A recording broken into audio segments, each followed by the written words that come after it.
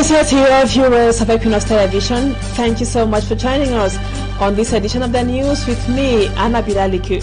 Right away, we begin with our major stories. Shock and consternation in the Nous division of the West region as 6 members of the same family all died.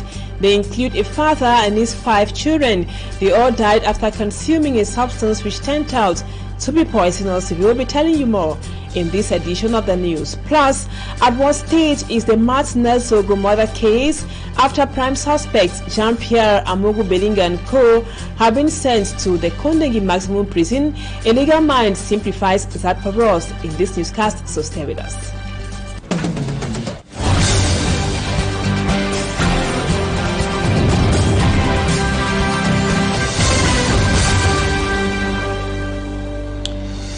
Welcome back, viewers. We thank you so much for always according us your time every evening for the news in the English language. We just told you the headlines that 5 children belonging to the same family, the children and their father, have all died after consuming a concoction in Kwoptamo. Kwoptamo is a subdivision in the Nous division of the West region. The person who gave the medicine or the substance to the head of that family has also been arrested by security forces. Martin Dikan Gabriel comes back to that sad news element. Shock and consternation grips the people of Betwen 2 in Kwoptamo subdivision in Nous, West region of Cameroon. On the bed lies the lifeless bodies of 5 kids with ages ranging between 3 months to 9 years and their father, Fifen Useni, who is in his late 60s. All of them died after consuming a concoction that their father brought home to prevent them from having certain illnesses. My husband returned home with some drugs, saying that it was Alhaji Kolos who gave him for the kids not to be sick. My daughter was the one who ground the medicine, after which we mixed it with red oil before all of them took it, except me, because I was going to bathe. After the woman finished bathing, she saw something else in her household. After I finished bathing, I noticed that everyone was weak and I refused taking the medicine. According to an elderly man we met at Betwen 2 quarter, he believes it was a wrong medicine that was given to the man who died. The person who gave the drugs wasn't a specialist. I think he was only helping his friend, because the medicine he gave to his friend wasn't to kill him.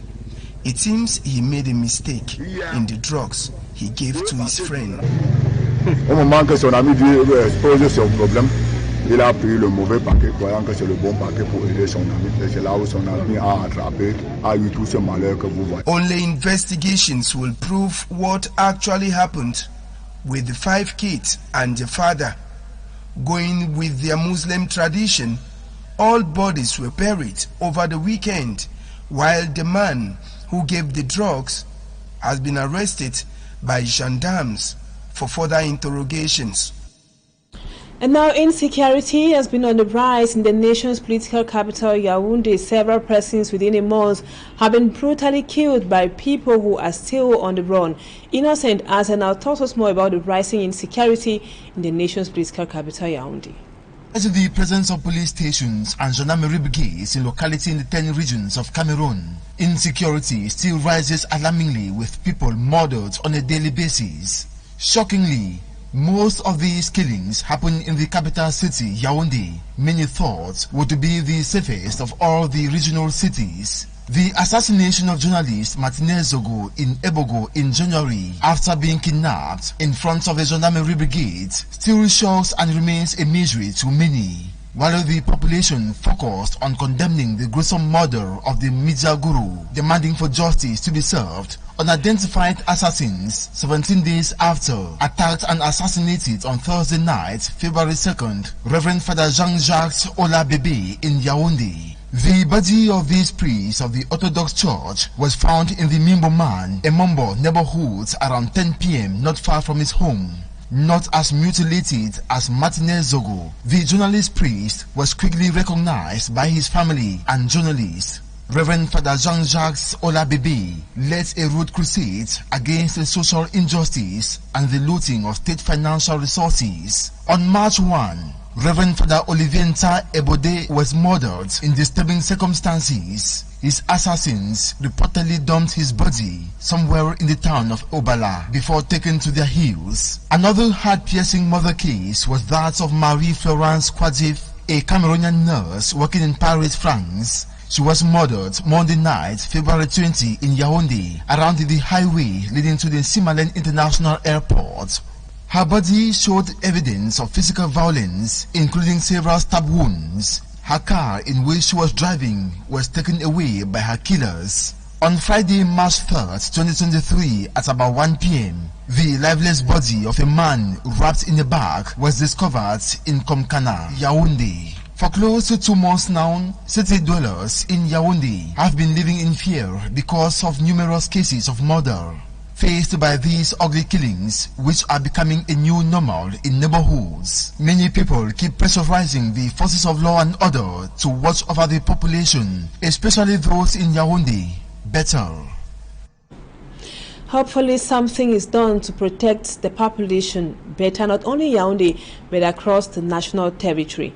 And now, several internally displaced persons from the northwest and the southwest regions living in the west region and the littoral respectively decry their deplorable living conditions. Many of the victims say they are now unable to attend to the needs of their family members. They are urging the government to put an end to the crisis in the northwest and the southwest so they could return to their homes. Immaculate Fogwe tells us more about the challenges faced by some of the victims of the war in the northwest and the southwest regions.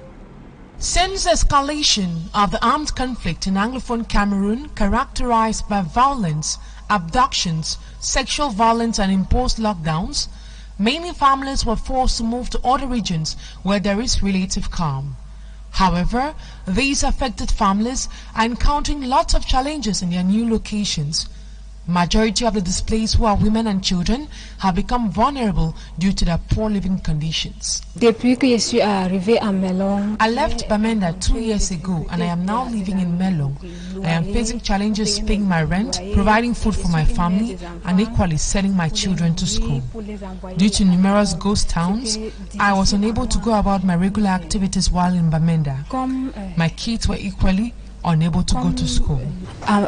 Chez nous, à Bamenda, parfois, tu comprenais que les premières difficultés que nous rencontrons. Having a house here is a major problem. I left Cambe for Melon. Feeding my family is extremely hard for me. Et ensuite, comment se financer, par exemple? Just like these two victims, many other families are facing the same problems. To address their plight, some of the IDPs were trained to basic skills that will enable them become financially autonomous. Thanks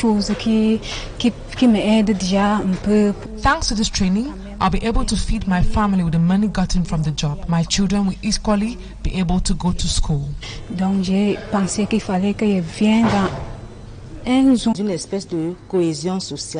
The living conditions of most of these IDPs is deplorable, so we thought it necessary to teach them some basic skills that will enable them become financially autonomous. In the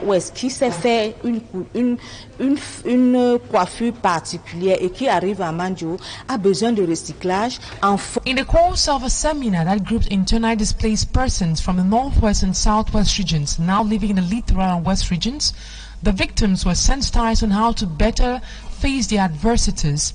They are urging the Cameroonian government to better assist the victims and also put in place measures that will put an end to the over 6-year-old armed conflict.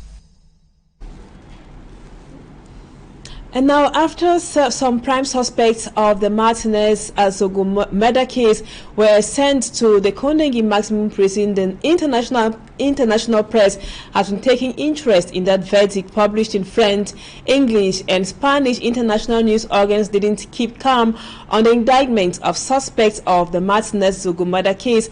Focusing more on Jean-Pierre Amogu Belinga, global news sites say they have been charged for complicity in torture. For me, Armstrong Sander completes the story for us. The international press got to work immediately after the accused were charged and sent to the Kondenge maximum security prison on a pre-trial detention in Yaoundé. China Global Television Network America says an influential businessman in Cameroon, Jean-Pierre Amogu Belinga, was charged Saturday with complicity in torture, suspected of being involved in the murder of Martinez Zogo, a journalist kidnapped and killed after being tortured on January 22nd, according to his lawyer. In French, Afrique.com says Jean-Pierre Amogu Belinga begins his stay in prison on the Martinez Zogo assassination case. Influential French newspaper Le Monde says an influential businessman accused on his part, Jeune Afrique, reported that Justin Dawe, Amogu Belinga, and Maxime Eko have been charged in connection with the assassination of Martinez Zogo. Jeune Afrique goes further to precise that the trio were charged on Saturday, 4th March 2023, for having played a role or more in the kidnapping and killing of Martinez Zogo. Jeune Afrique further reported that Bruno Bijang and Etondi Sway, on their part, were released on bail. The new twist on the Martinez Zogo affair also featured on Radio France Internationale RFI, Spanish news organ La Nación, LSI Africa, Force International, and TV5 Monde. And now, in our quest to know more about what is going to happen next in the case of the assassination of journalist Martinez Zogo, we spoke with a legal mind, Barrister Kamwa Limen. He explains the job of the examining magistrate and the option he has in the decision that will determine the fate of the defendants. Babila Jonathan completes the story. The Martinez Zogo assassination affair is now in the hands of the examining magistrate. His job is the result of the 2005 revision of the Cameroon Penal Code. He has as duty to carry on more investigation on matters that are presented to him. And it is mandatory when it is a felony, the person is charged to have committed an offense classified as felony. So in the case at hand, it is it's imperative, it's mandatory that the defendants are brought in front of the examining magistrate. To reduce the error margin of court proceedings to near zero, the examining magistrate reviews proofs submitted to him by judicial police investigators. There are proofs already that they committed the offense, but those proofs they have to be re-examined by the examining magistrate, so as to limit the number of errors that will be committed in the courts. You see, the crimes are usually heavily punished from 10 years and above, life and death sentence, and so it is normal that when persons have to be tried for crimes, they go through this pre-trial. It's like a pre-trial, you see, a mini trial.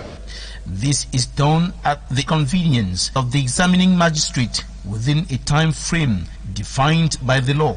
The defendants will appear before him at his convenient time, but he has 6 months renewable tries. He has a total of 18 months, within which he must conclude his preliminary inquiries. The decision of the examining magistrate determines the course of the case. At the end of the day, he feels that there are sufficient evidence, proofs that the persons committed the offense. He sends it back to the State Council and he goes now to court. And there again, their status changed to accused persons. If he feels that the bail granted to them was they are implicated, you bring them back. And those who might equally find that some persons who were already charged might have partially or not be part of this, and then he frees them. About the charges against the defendants, Barrister Kamwa Limen explains that as found guilty of having committed the crime are punished equally.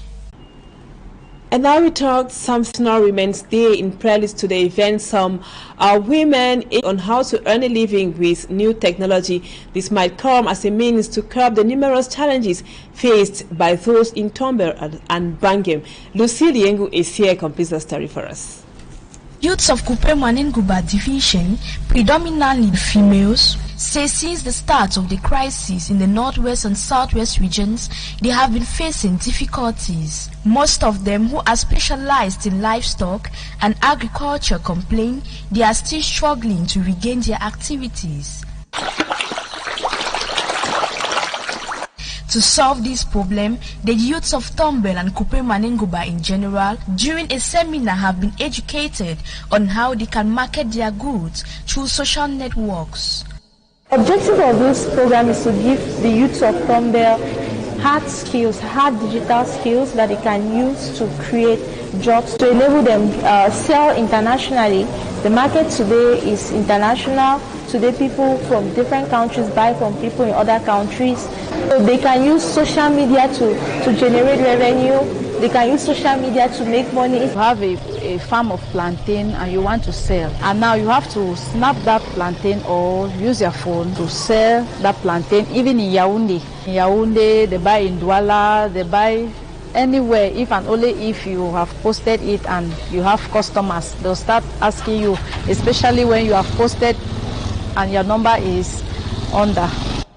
The youths of Tombel wish the training will reduce the high rates of unemployment and help them to be economically empowered. Coming back to insecurity in Cameroon, administrative authorities in some parts of the Anglophone